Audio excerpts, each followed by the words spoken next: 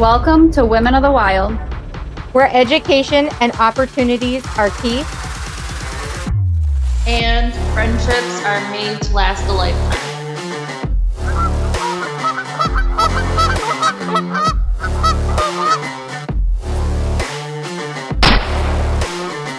Did you get it? You think we got him? You think we got him? We got him. We said that yesterday. All right, Skylar, what do we got here?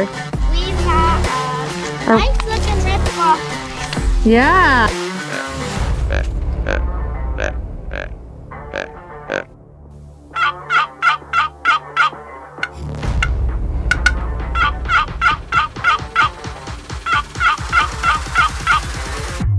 Oh, there she is.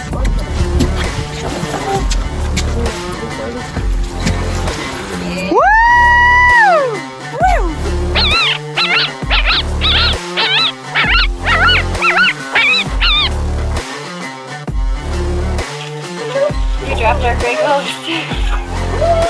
Give me a hug.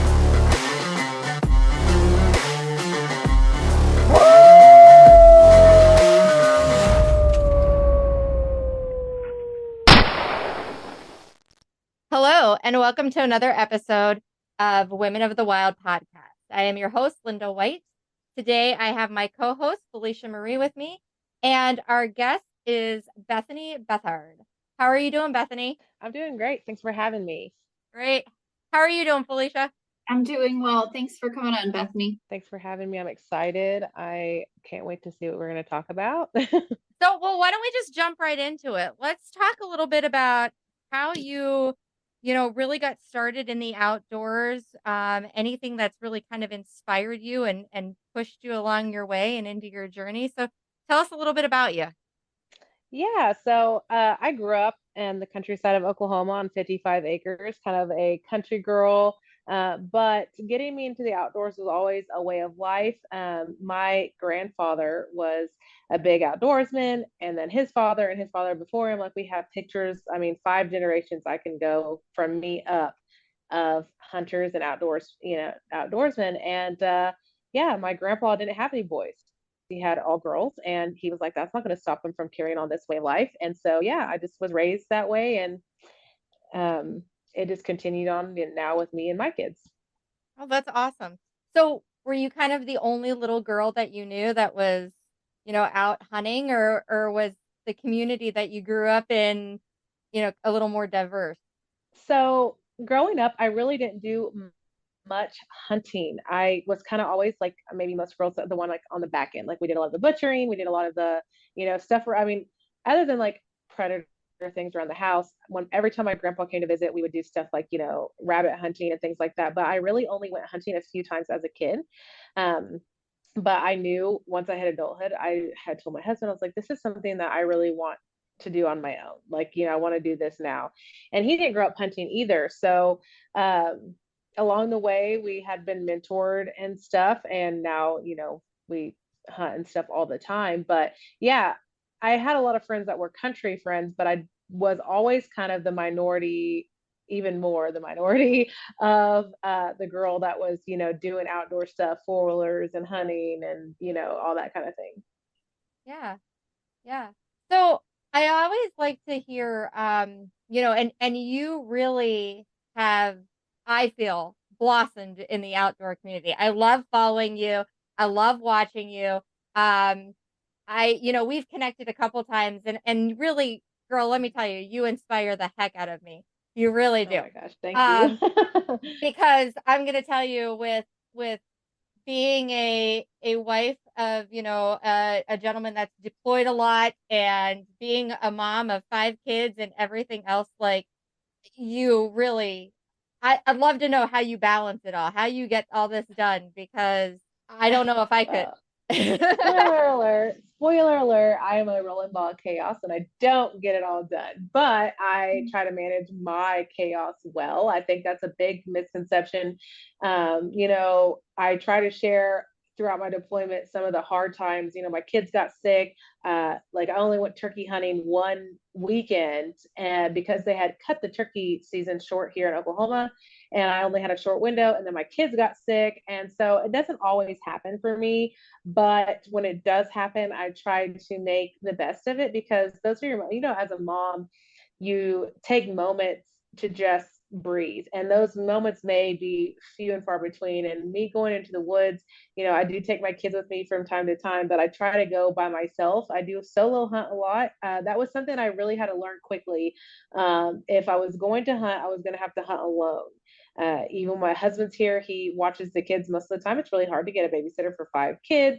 And we are a military family, so we're not always close to family or have connections to have like a good, solid, childcare situation. So, last year I deer hunted and elk hunted on my own. And, they always come afterwards and help me, recover and stuff like that. But I do a lot of the hunting on my own. And, sometimes I just don't get out in the woods as much as I want to, but I know it's a season of life.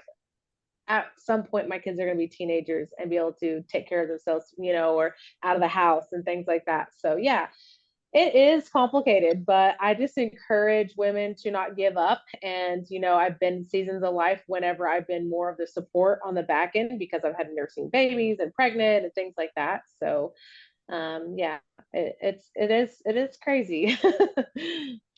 You seem to juggle it very well though. And finding that peace and that mom time for yourself too is so important. I think it's fantastic. You got 5 kids, and a lot of times your husband's not home, so you are just making the best of what you can. And I think it's important for people to know that it's not always this picture perfect that people see on social media, that there are hard times. So really commend you on sharing that as well, of all the hard times that are out there, and it's okay to have those. Yes, for sure. And I appreciate that. And, I think, I grew up in the 90s. My mom didn't hunt as much because there wasn't so much of that network that we have now, where you can meet up with people, and not everybody wants to hunt with somebody that's married, obviously, or allow you to hunt their property if your husband's not going to be there. Like I ran into that as a married woman already. And I think that my mom, now she hunts and stuff now, but it's a regret of hers not doing as much as she could have earlier on. And I was like, I don't want to be in those same steps. It is doable. It just might not look like everybody else's journey, and that's fine. I want to live my journey. I want to be a well-rounded sportswoman. And I feel like there's always something you can learn, whether it was an unsuccessful, and I say that with very loose terms, hunt, because you can always learn something when you go out. You can study wind direction a little bit more, sending up, or patterns, or scout a little bit better. Every time I go out, I feel like there's something I can take away. And I feel like a lot of people compare their journeys. It's so easy to do that these days, because you just see a window front of everybody else's, hunt trip. And it might be, and I, you could see maybe like 100 pictures, and those were all taken in like probably a 1-week span of somebody's hunt. But you're like, oh my gosh, they're always out there. And that's just not true, And so I try to, even whenever I post old stuff, I try to say so, like, no, like I'm not out there right now, and stuff like that, because I have had that brought up to me before, like, you get out there all the time. And I'm like, no, actually I don't. So you had brought up about lessons and stuff. What are some of the lessons that you have learned along the way? You do a lot of solo hunts on your own. So, I mean, really, I'm assuming some of it is kind of trial and error, and, kind of figuring it out all by yourself. So what are some of the things that you've learned along the way? So I hunt a military installation. Some of my big game kills that I've showed from like last year, my elk and my deer from last year and stuff, was on a military installation, which is pretty much public land with a lot more regulations. You're not allowed cameras, you're not allowed baiting, you're not allowed like anything. And there could have been troops in that zone that you checked out like the day before. Actually, when I killed my elk, there was troops in the same zone. They were just not where I was hunting at. So really learning the animal, like really studying the biology, their patterns, it's not always you don't always have like these prime opportunities where, like, my parents' property, when I hunt out there, that's a stand that I've had set up. I have cameras out there, I have feeders and things like that. It's not always like that. So really becoming well versed in just what the animal is doing, their, what type of mating, their mating season, like there's different things that are going on because um yeah, it's been a challenge for sure. And as solo hunting as a woman too, being very aware, I've ran into some situations that were not uh definitely been on alert and stuff. And so I think that it's really pushed me to become a better outdoors woman because I have had to be in those situations where I've really had to learn. And yeah, it's definitely been trial and error and luck, but yeah, it's I can't really think of like something that's really super specific, but yeah, I've learned a lot and just really pushing myself to continue to learn. I think that's important for a lot of women to realize, like, you have a lot of posts, stories of you in the outdoors, but it's great to hear you say, I don't know it all. I'm constantly learning. I'm constantly putting myself out there to get new experiences, to learn more. I think that's fantastic because I think sometimes, we get into this niche, where I know everything that I can about this, and that's not true. There's Yeah, always a situation yeah, or something where we need to be on alert. We need to say, "Hey, I don't know it all." And I think that's fantastic that you recognize that you're always learning. I think yes, that's for sure. And great. I think the outdoors is also changing all the time. And Mhm. so we need to learn how to change with it and learn with it. And for sure, I, actually surround myself with girls that are better hunters than me because, my best friends that I have here that we talk all the time, I had never duck hunted before. And I got into duck hunting with one of my good friends, and, she runs dogs. And now, through one of my Instagram followers, gave me a beagle puppy. So I'm kind of getting into like running dogs, and I'm rabbit hunting and stuff. And so, yeah, you definitely don't know. But I think if you don't push yourself to continue learning, it kind of becomes stagnant. Um, and so, yeah, I definitely don't want people to think that I'm a know it all. I just know what I do know, but I want to learn more. And I think that's another thing that everybody feels like just because you post something on social media that all of a sudden you feel like you're an expert or something. And I'm like, oh yeah, I didn't know that. Like, so yeah, I just definitely not too proud over here for sure. Yeah, it doesn't matter how long you've been hunting, there's always something to still learn. So I think that's a really good key and point to it all. With you Yeah. being as diverse as you are in the hunting world, what is your favorite game to chase? I am definitely a big game. I mean, oh man, I love it all. I really do. But elk hunting is so fun. And now I say elk hunting loosely because I've only hunted elk in Oklahoma, which is also like a coveted area. It's not Colorado, it's a different type of mountain range. It's a lot smaller scale, but that has definitely been fun. I love hunting deer though. Whitetail deer has been, I would go out every day if I could hunting deer. I love it. Now you're also very avid in the turkey world too, right? Yes, I am. And actually, I've never killed a turkey. I've went several times. We've had a really big decline in turkeys here in Oklahoma. They've actually shortened the seasons. They've lowered the quota down to one turkey for the whole state per person. Like it's very low. And so the military installation, because we're a military family, it is also hard to move around and constantly be trying to find areas to hunt. And so thankfully, the military base that we have provides hunting and or access to hunt. Is very heavily regulated, but they haven't had a turkey season in like 4 years because their numbers have been so low. So yeah, I am avid in the turkey. I do a lot of stuff with NWTF. I do a lot of, and I love doing that. I've been out a couple times, but this last year I actually went out, but I just could not confirm a good enough beard on the ones that were in front of me. So I just chose to be better safe than sorry. And I let the turkeys pass. So Yeah, I remember seeing you on some of the NWTF stuff. So what is Yeah. your involvement with them? So I've been a committee member on several of their banquets. I've been in the Hunting Heritage chapter. Right, currently we're doing a Camo and Pearls banquet that's coming up, and it's all a full committee of just women hunters here in Oklahoma that are putting it on.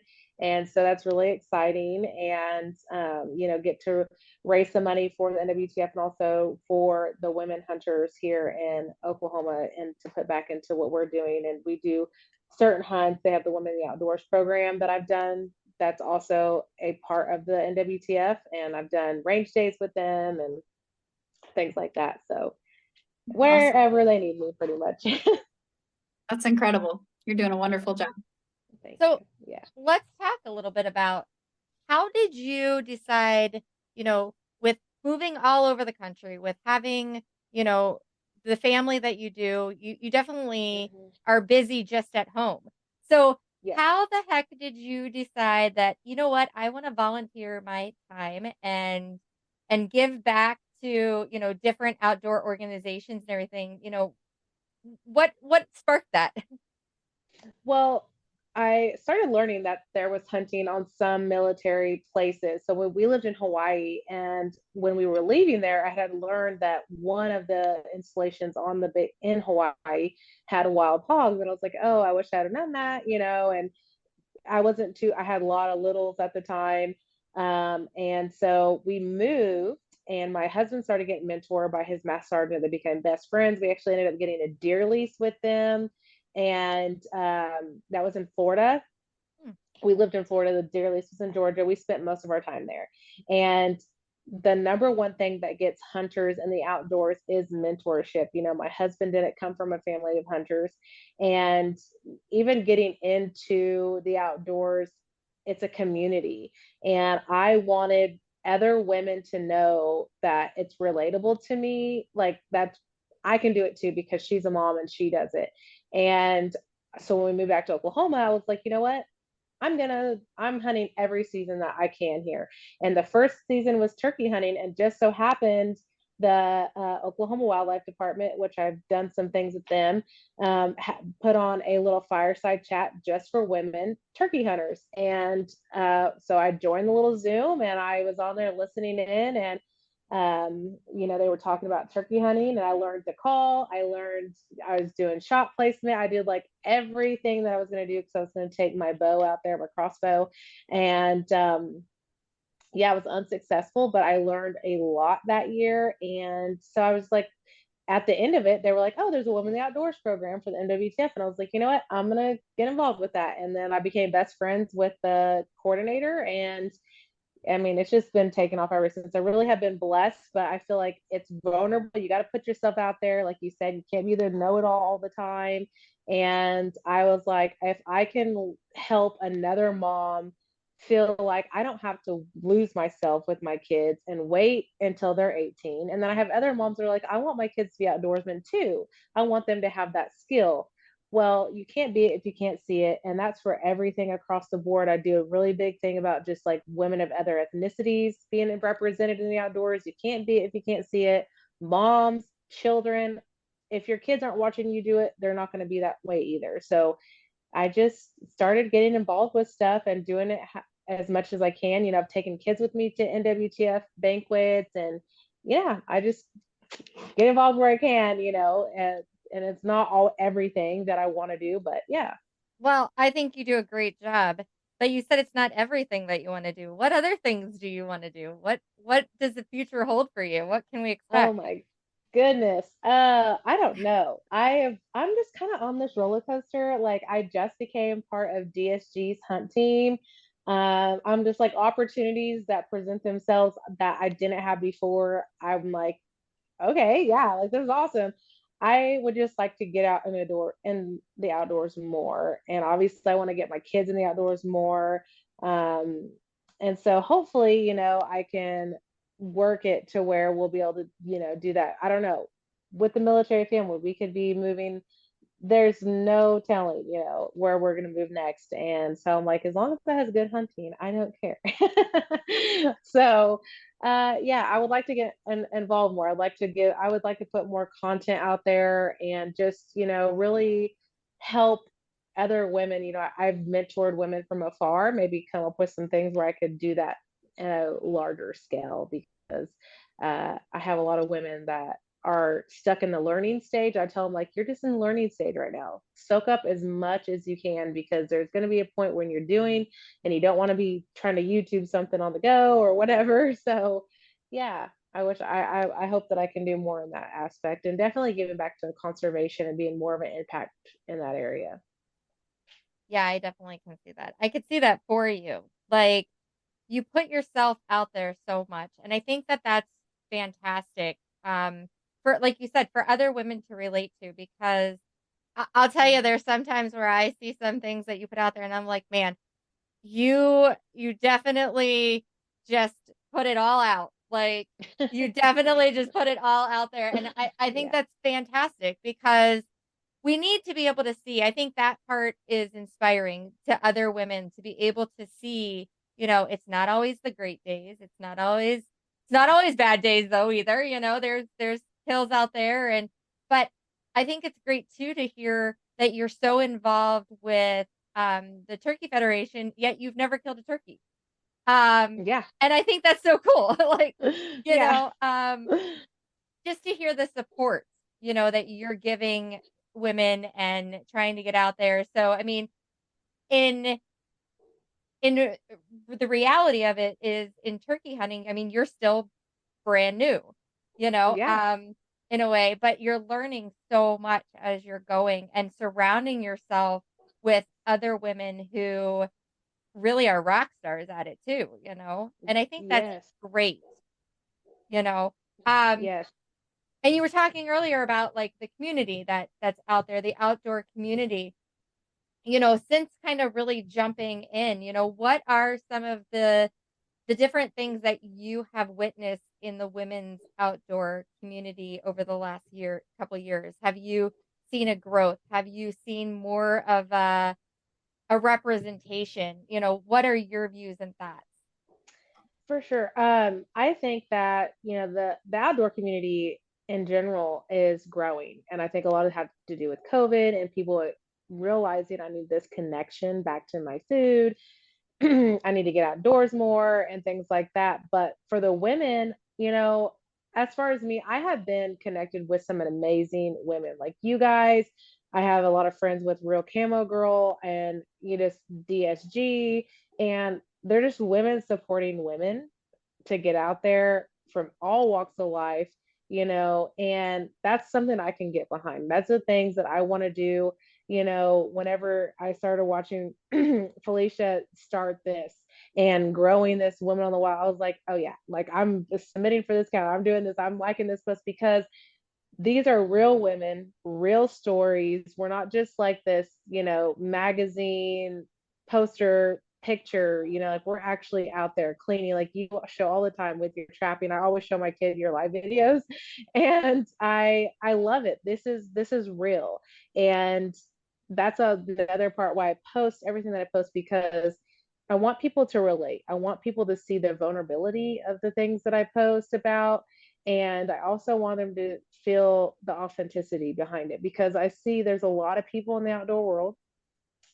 And even I do a lot of Second Amendment things too, but it's just not authentic. You can't feel, and I want people to read my stuff over time, following me, know that, like, this is like genuinely, she cares about this.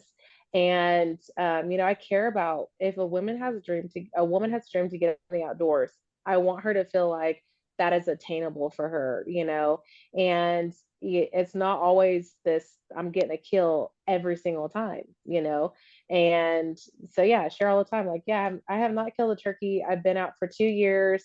I've hunted public land once. I hunted private land. I've been close to turkeys. I haven't. I've just the Tom has not been there, and I just feel like uh, that's real. Like, people just, we need to talk about the real moments here, So yeah.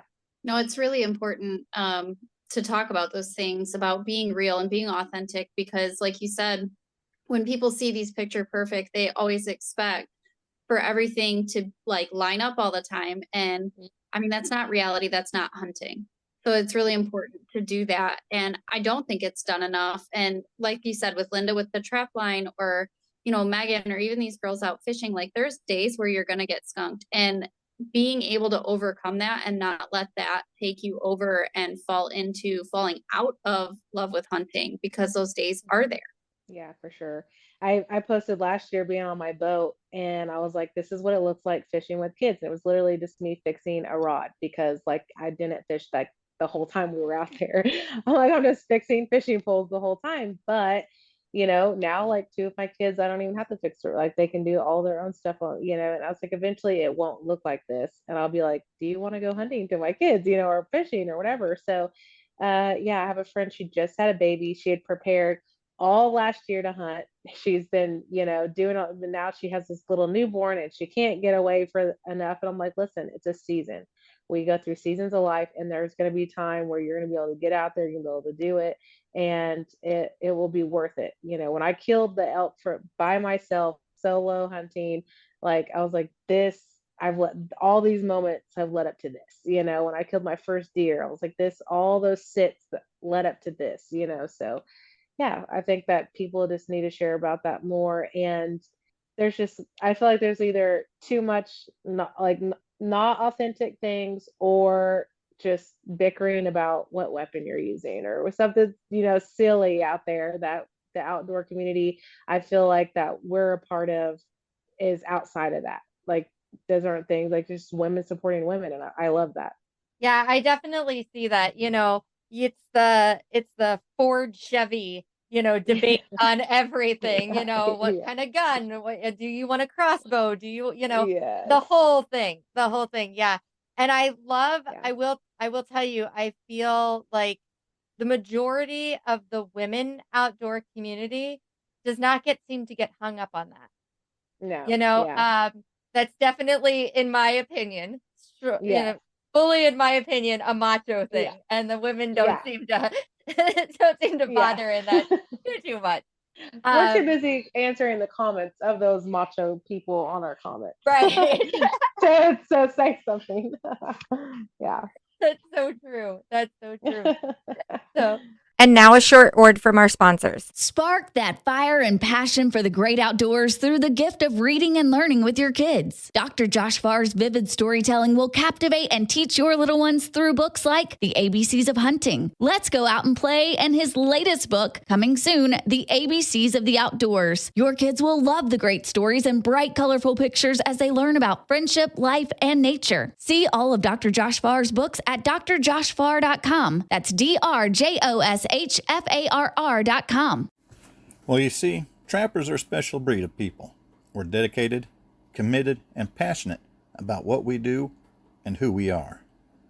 Each and every one of us has an intense desire to be the very best we can.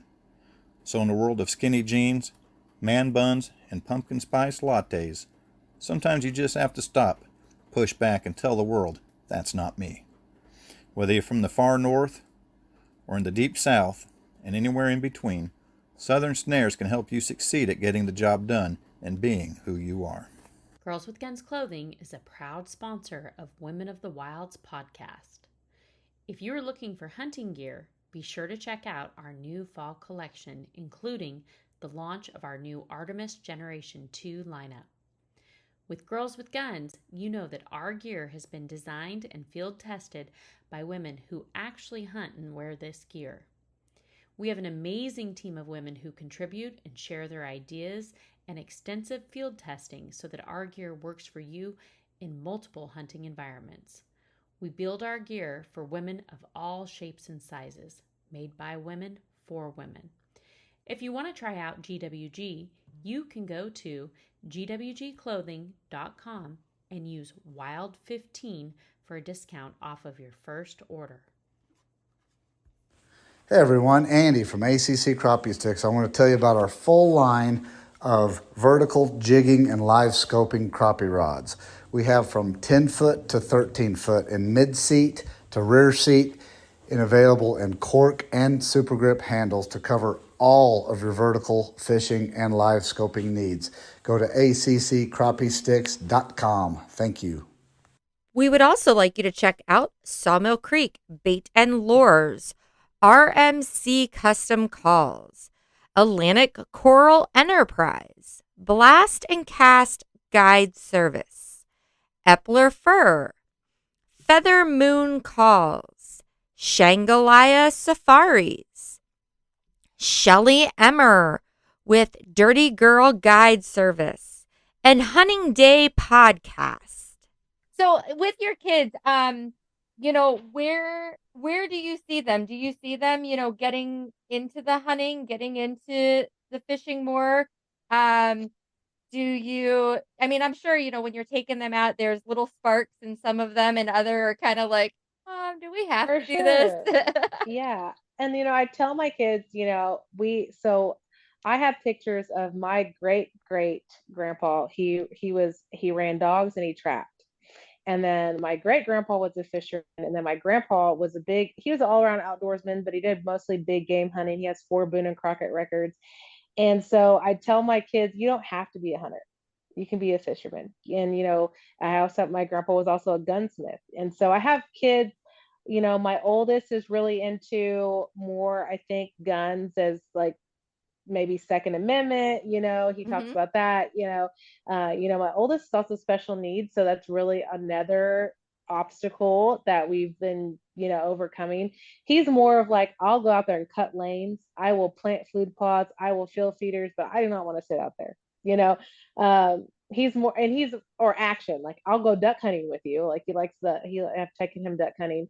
My second is getting into trapping. He has trapped an armadillo. He's trapped several cats,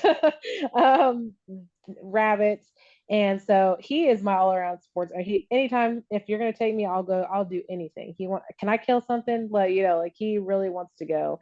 My daughters are starting to come up. I've taken one out, and the poor little thing sat through the rain with me and was just ecstatic to be there. So they've like, we want hunting gear for Christmas, we want a BB gun, we want this. So I'm starting to see definitely a spark to do what I'm doing. And I'm just like, whatever their interest is, I will let them do that. As far as the outdoors, like you don't have to be a deer hunter. You can, be a fisherman, you can do whatever. So as long as they're outdoors, and less behind a screen is a win for me. Do you find that they are all finding their niche in the outdoors, like beside you?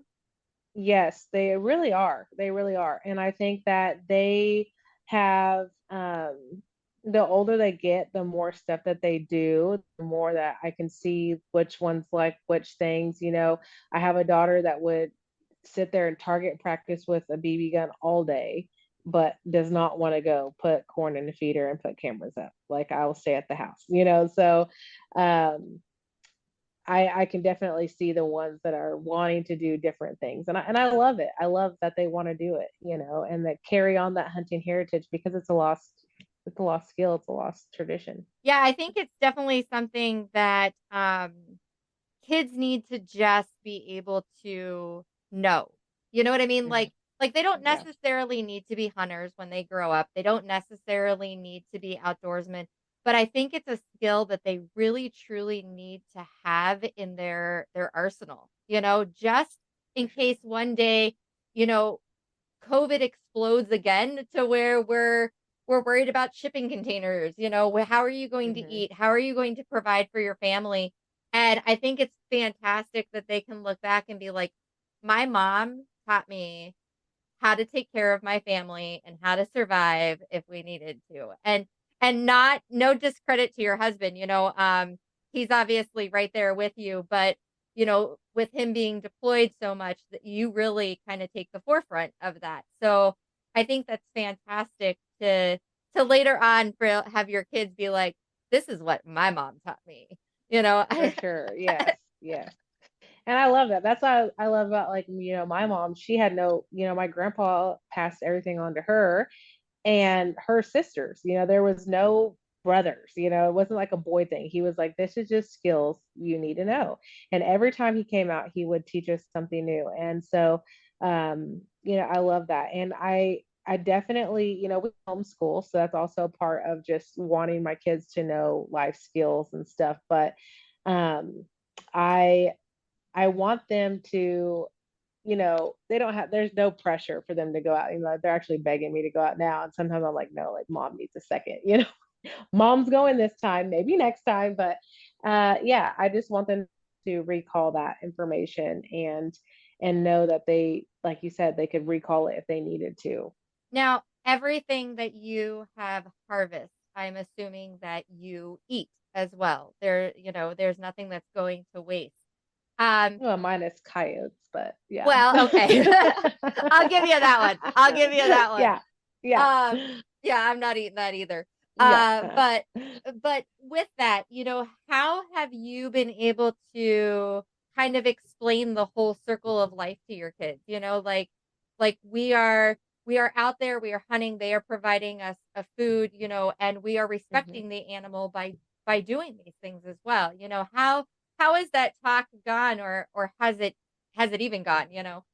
Yeah, no. So we actually went on a family I don't know, escapade of learning about the buffalo last year. All of my kids and my husband are actually members of the Choctaw tribe.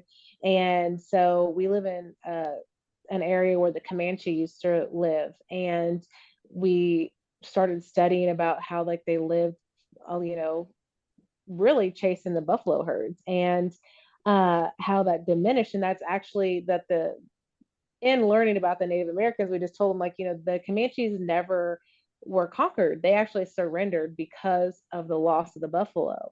And so we went into this whole thing. And so the kids realized how they were just taking the hides and wasting all the meat and all that stuff. And my kids were like, oh, like, why would they do that? Like, they're not going to eat it. That's such a waste. That's so sad. Like, so they really started coming to the realization on their own.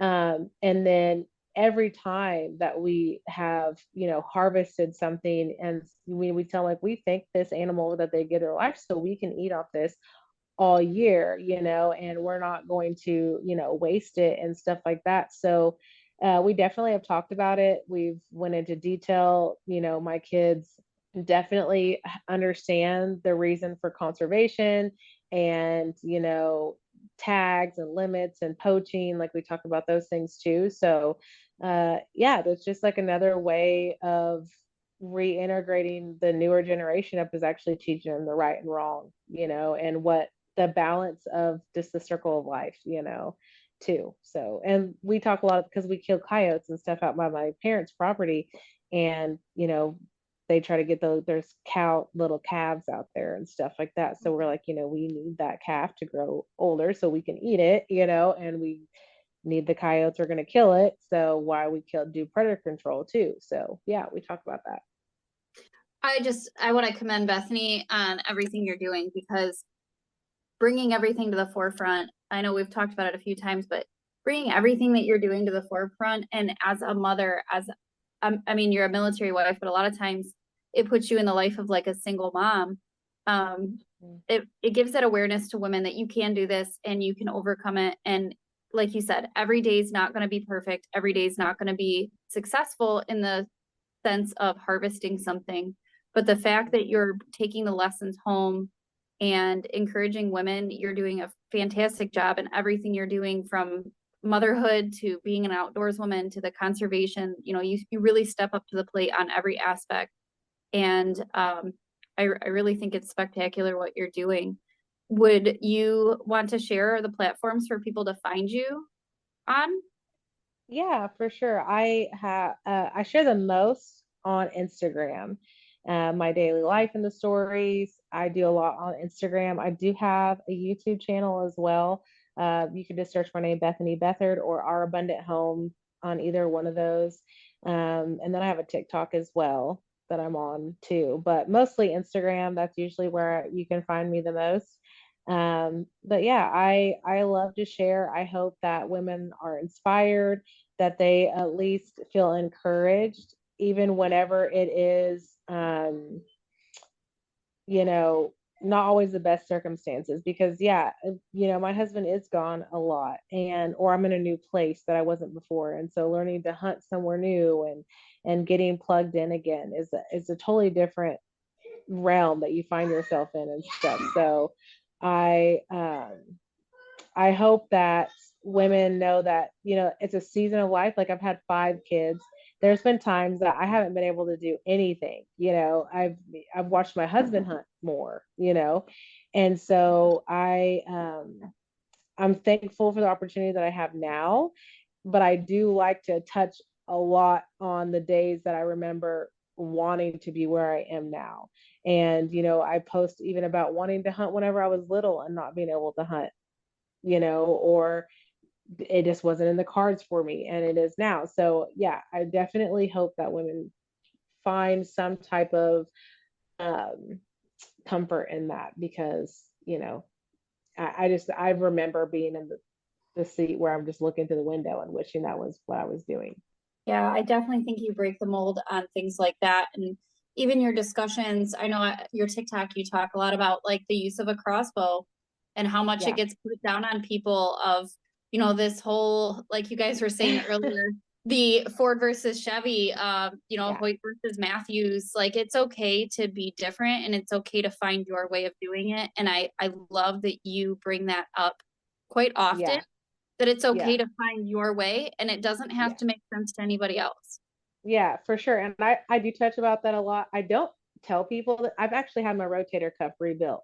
And so like if you tell people like those machos, if I've had my rotator cuff rebuilt. I've actually lost like 10% of usage. Like, oh, not you, but like everybody else. But now I actually my husband gifted me a compound bow for Christmas this year. And so I'm like, I'm just gonna start this journey, like it's been 17 years since my surgery and I should be able to do a lot more now. And so I'm trying it out, see how it goes. But yeah, I definitely feel like you do what makes you happy in the outdoors. If you want to wear makeup, if you want to, look cute, if you want to not, if you want to use a crossbow, gun, bow, whatever, go do that. Because at the end of the day, you bought it, you're eating it, you do the work for it, so who cares, what you're doing. And so I think that I've ran into that before, just like, oh, like even like this, like the makeup thing, oh, you wear makeup, like, yeah, if I want to wear makeup, I'm gonna wear makeup, like who cares? So no, you're absolutely right. You find your way of doing it and it doesn't have to make sense to anybody else. As long as you're the one putting in the effort, nobody has the right to tell you how to do it, as long as you're doing it ethically. I think that these are stories that women need to hear, like it is chaotic and that's okay. And just like you said, being able to use whatever you need, I deal with that a lot on the trapping side of things. I always tell women the end result is the same, but how you get from A to B may be a little bit different because you have smaller hands or you can't lift as much or you can't, pull back that bow or however whatever is comfortable for you. And I love that you put that out there for people, whatever's comfortable for you.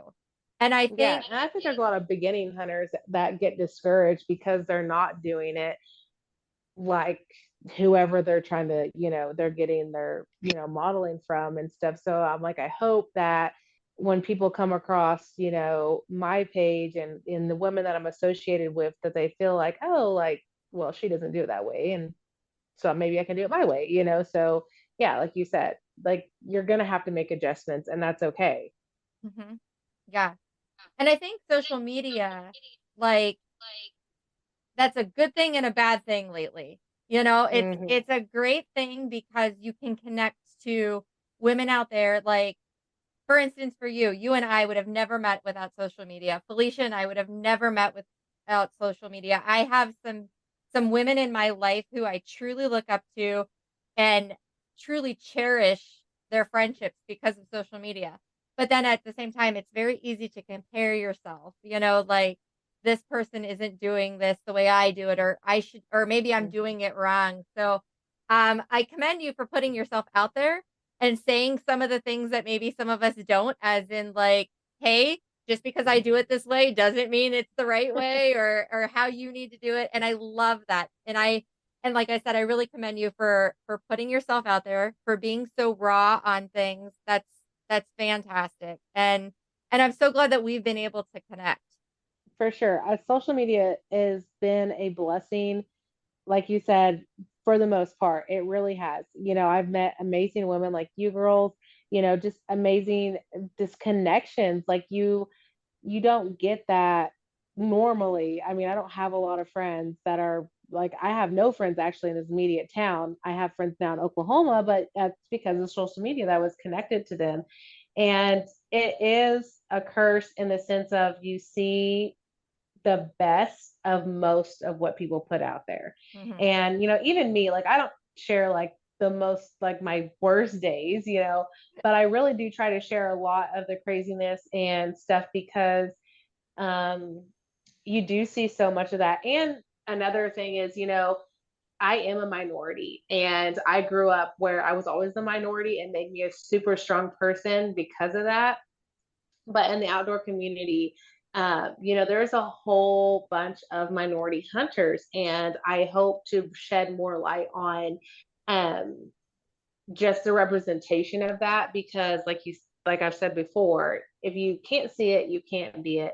And there's a lot of like just history that's not being taught of minority hunting. Obviously everybody hunted for food. Like we didn't just like come up and be like, oh, only these people hunted. Like everybody at some point, gathered and hunted their own food. And so it's just been lost along the way for some people. And a lot of people are reconnecting back to that. And so I find a lot of messages. I get a lot of messages from there's a mom that follows me. She actually has like 9 kids.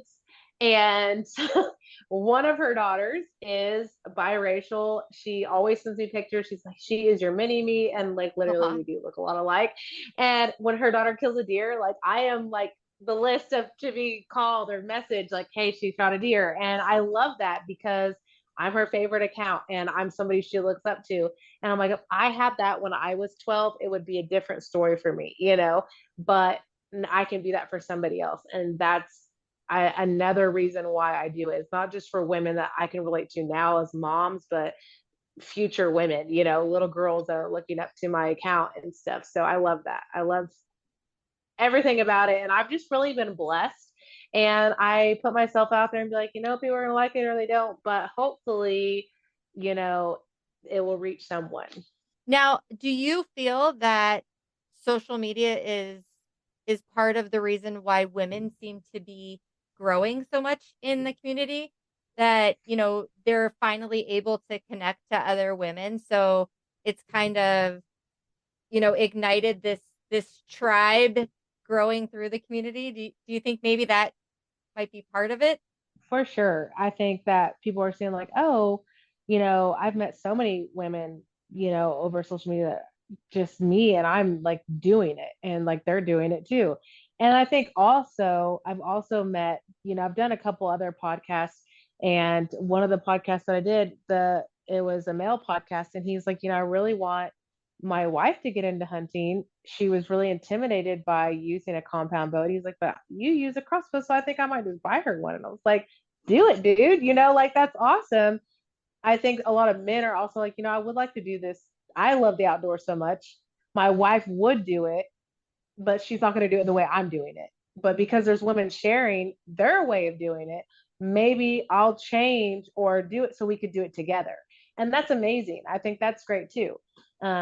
So hopefully in the future, we'll just see like this amazing growth and more companies showing that too, because I feel like some of the companies too don't always highlight, like the women's line is the last thing to be like updated or something, and so yeah, hopefully that we'll see more of that. But I definitely think social media has opened up a door for women to connect with other like-minded women. Yeah, I think the population of women out there that are connected, and it's just constantly blossoming, right? So even, and like you said, the outdoor companies are starting to catch wind of that and realizing that the amount of women that are out there doing this there's a supply and demand for it. So a lot of those companies are starting to have to step their game up and supply it. Otherwise, there's women companies out there that are going to bring it out. Like DSG does amazing. One of our sponsors, Girls with Guns, like, Prois, all these companies are out there creating by women for women clothing, because so many of these other gender unspecifics are not following suit enough to supply what these women need. Or when they do supply it, it's very like slim pickings, and they're not giving you, as diverse of a selection as the men's. And I think that over the last, I would say 2 to 3 years, it's really, really bloomed into something spectacular. And I would say in the next couple of years, it's going to grow even more. Our numbers just keep going up, and the community just keeps building. The sisterhood has been incredible. And it's really awesome to watch all of these women, especially you, Bethany, like what you're doing. It's really awesome. And it doesn't go unnoticed. Inspires so many women to get out there. And it's really important that women like you, like Linda, the girls from our team, even other groups, like we try to share other groups, because we're not just about ourselves. It's about getting women in the outdoors. So it doesn't matter what organization or company you're working for. If you all have the same mission, you support each other and you grow together, because at the end of the day, the demographic of women is endless that want to get out there, and sharing it on social media is allowing people that aren't in your immediate area to see that and learn from it and grow from it. So I just really enjoy watching your journey through all this, especially as a mother. I only have 2 kids, and when we first started chatting and you told me you had 5, I'm like, oh my gosh, I don't know how you do that. And then to hear how much your husband's deployed, and just your homeschooling and all of that, like those are the real struggles that mothers need to see, to know that they can get out there and do it too, that they don't have the limitations that the society has put on them. And to get the kids outdoors, and as yours get older, to get them out there even more with you. And I know you said your mom hunts. Do you ever get the chance to hunt with your mother? So I hunted with her like as a kid, like this. We always had some type of badger problem, coyote problem, like something like that around the house. But we never really hunted until recently. We went hunting. My mom suffered actually a really bad accident elk hunting a couple of years ago. She went with my brother and some family, and so she hasn't been hunting until this year. It's been about 2 years since her accident in Colorado, and so she doesn't really, she is disabled now because of that. And but yeah, we actually went hunting for the first time this year, and since my adulthood. And but like I said, my mom never really went hunting growing up, because my dad always got invited to go hunt. She never really did.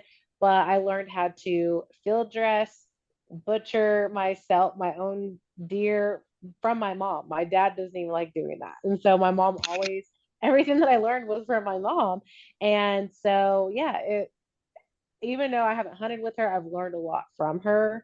And it's just, she loves it. That is a full circle moment to see. And so, yeah, my kids love going out to her house, because like they still live on the 55 acres. And so they're always like, that's where my son just trapped the armadillo that was bothering her chickens.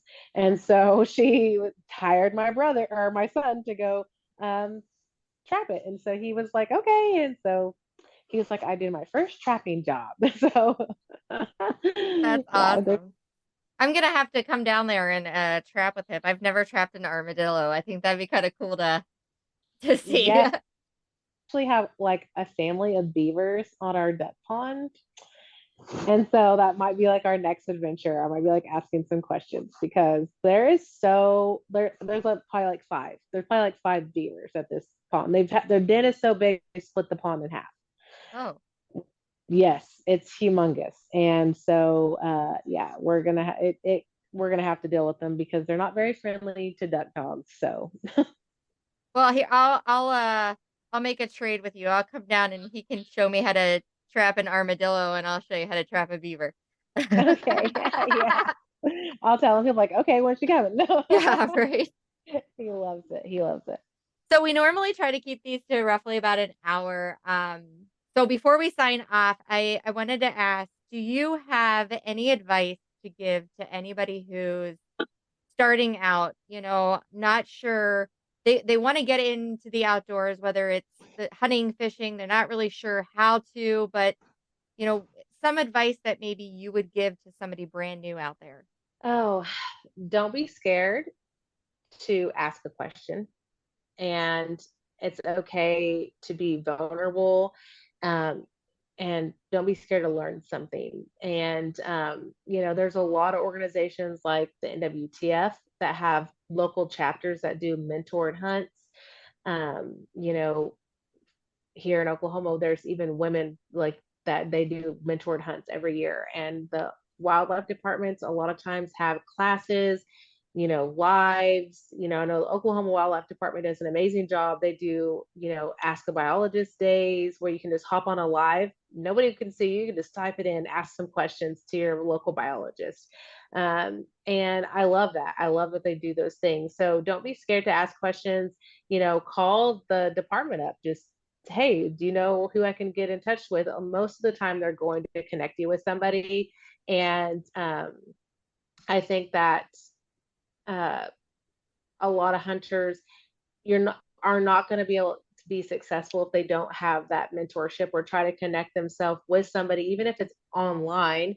Don't be afraid to reach out. Like I tell people all the time, I've had women say like, oh, I don't mean to bother you, or thank you for taking the time. I'm like, girlfriend, I'm a mom just like you. Like, message me anytime. I love answering the questions. And so I always I do not put myself on a pedestal. Like girl, I'm cleaning macaroni off the floor too, so I I think it's great. I think it's great that whenever people call or message me and ask me questions. So yeah, a new hunter, definitely don't be afraid to ask a question or reach out to somebody, because chances are they're going to be willing to help. And if the first person isn't, keep asking, because there is somebody that will. Yeah, I fully agree with that. I fully agree with that. Well, I appreciate you taking the time to talk to us. I enjoy following you. I've enjoyed the friendship that we have got whenever we were in Real Camo Girl together. And you truly are an inspiration. You really are. I know some days you probably feel like I want to throw my hands up in the air and walk away, but trust me, we are watching you. We love what you're doing. And thank you so much for taking the time to talk to us today. Thank you guys for having me on anytime. I love what you guys are doing, and I can't wait to see where, it's grown so much already, and I can't wait to see where it goes and Women in the Wild. So yeah, thanks for having me. And I really appreciate all the encouragement, because even though I pour into a lot of people, it's so nice to hear to be poured back into. And I feel like that's what you guys do. All your posting, everything that you do, our private messaging. And I'm like, these are just my tribe of people, and I love being around them. So thank you guys for having me. Thank you. And that concludes this episode of Women of the Wild podcast. We hope you enjoyed this episode. And if you have any questions or would like to check out our website, it is www.womenofthewild.net. We post different events and everything that we've got going on. We would really like to also thank our sponsors, ACC Crappie Sticks, Girls with Guns, Southern Snare, Sawmill Creek Baits and Lures, RMC Custom Calls, Atlantic Coral Enterprise, Blast and Cast Guide Service, Epler Fur, Feather Moon Calls, Shangolaya Safaris, Dr. Josh Farr Children's Books, and Shelly Emmer with Dirty Girl Guide Service. Thank you all, and hope that you tune in 2 weeks for our next episode.